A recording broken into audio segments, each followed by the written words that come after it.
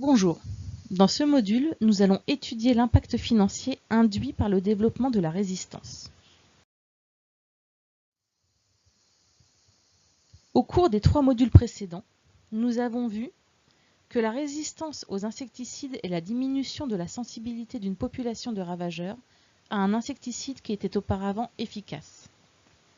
Que l'utilisation continue du même mode d'action insecticide peut sélectionner de plus en plus de tolérance et une population résistante peut se développer.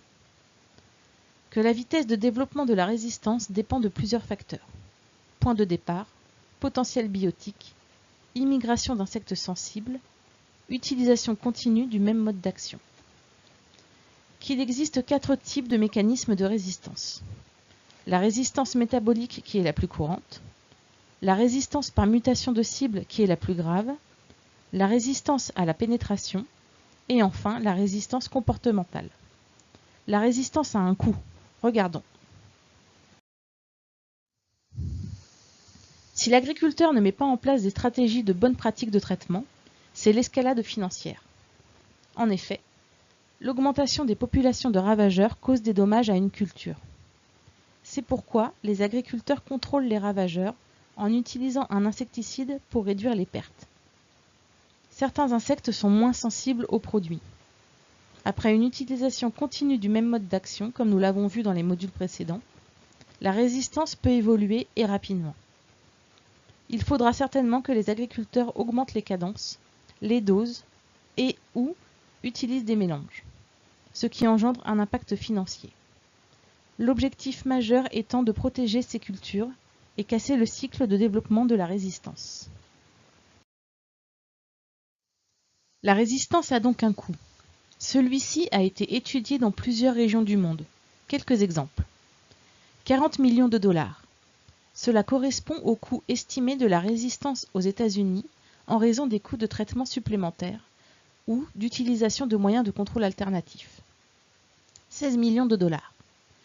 Ce sont les pertes estimées des producteurs de pommes de terre du Michigan en 1991 en raison de la résistance du doryphore, Leptinotarsa des Caemlineata.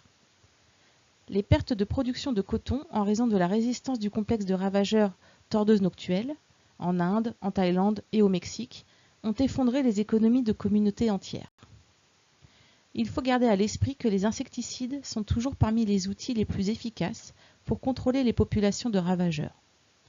La gestion des modes d'action est donc essentielle à une production durable.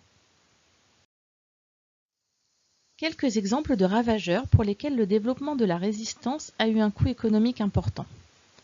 Les dommages causés par Helicoverpa armigera et Helicoverpa punctigera ont un impact économique mondial. En Australie, les traitements pour contrôler les noctuelles de la tomate coûtent 225 millions de dollars par an. Les larves de noctuelles ont de multiples résistances aux groupes chimiques et sont plus difficiles à contrôler. Des produits chimiques alternatifs appropriés sont nécessaires pour contrôler Helicoverpa armigera. Le programme de traitement est crucial pour obtenir des résultats satisfaisants.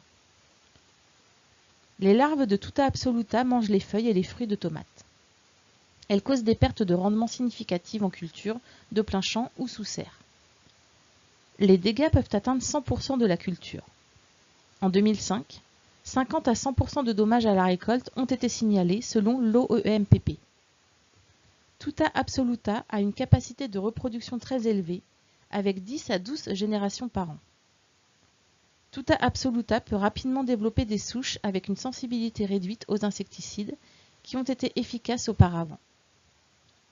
Le puceron du melon a une grande variété de plantes hôtes, environ 700 dans le monde. Les cucurbitacées et les poivrons sont principalement touchés, ainsi que les agrumes et le coton. Il se nourrit de la partie inférieure des feuilles ou des jeunes pousses, en suçant la plante.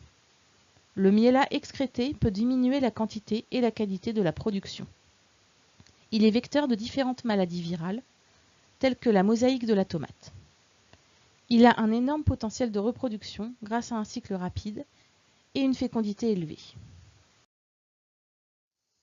Mais aussi, les femelles du Carpocaps des pommes et des poires pondent 50 à 100 œufs directement sur les fruits en développement ou sur les feuilles et les pousses adjacentes.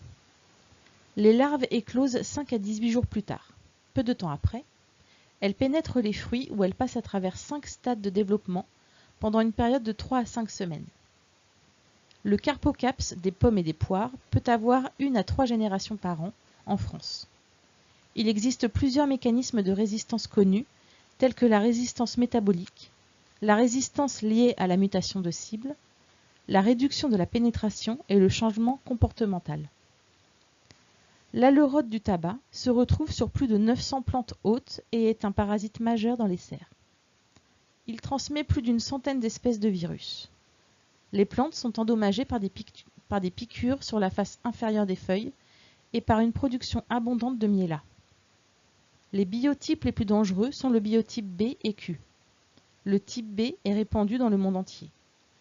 Le type Q est limité à la zone méditerranéenne, mais récemment détecté aux États-Unis et en Chine.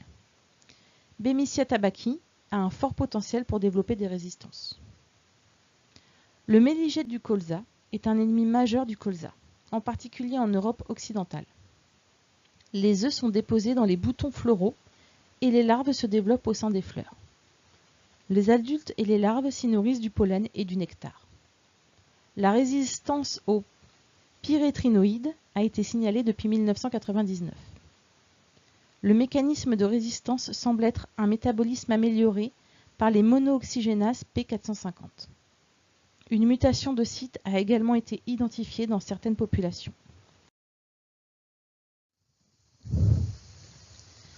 Un rapport indépendant a évalué l'impact des technologies de protection des cultures sur l'agriculture britannique et l'économie dans son ensemble.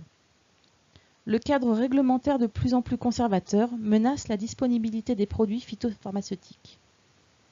40 substances actives sont susceptibles d'être perdues ou restreintes dans leur utilisation, dont 9 sont des insecticides. La production agricole deviendra plus difficile et le risque de résistance augmentera. Les diminutions de rendement sont estimées entre 4 et 50% selon les cultures.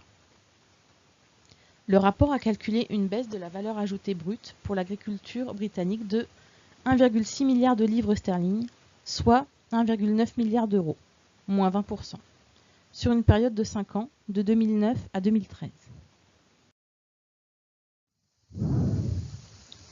Les insectes ont développé une résistance généralisée à différents modes d'action. En principe, les insectes peuvent développer une résistance à tout insecticide. Il est essentiel pour les producteurs d'adopter les stratégies de gestion de résistance pour prolonger la longévité des solutions disponibles. L'industrie de la protection des plantes pourrait ne pas disposer de ressources suffisantes pour développer et mettre sur le marché de nouveaux produits de contrôle des insectes, et ce, suffisamment rapidement pour remplacer ceux qui sont devenus inefficaces.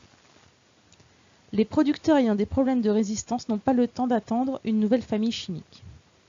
Il est impératif que l'efficacité des insecticides disponibles soit conservée par les agriculteurs en adoptant les principes de gestion de la résistance.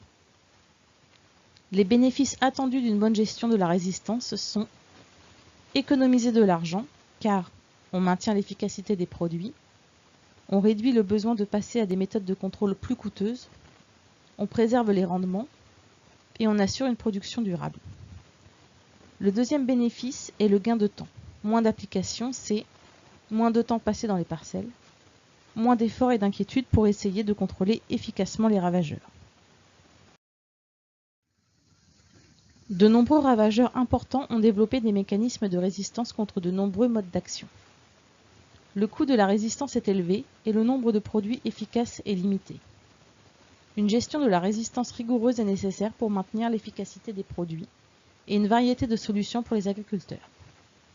Pour conclure, gérer la résistance est l'affaire de tous.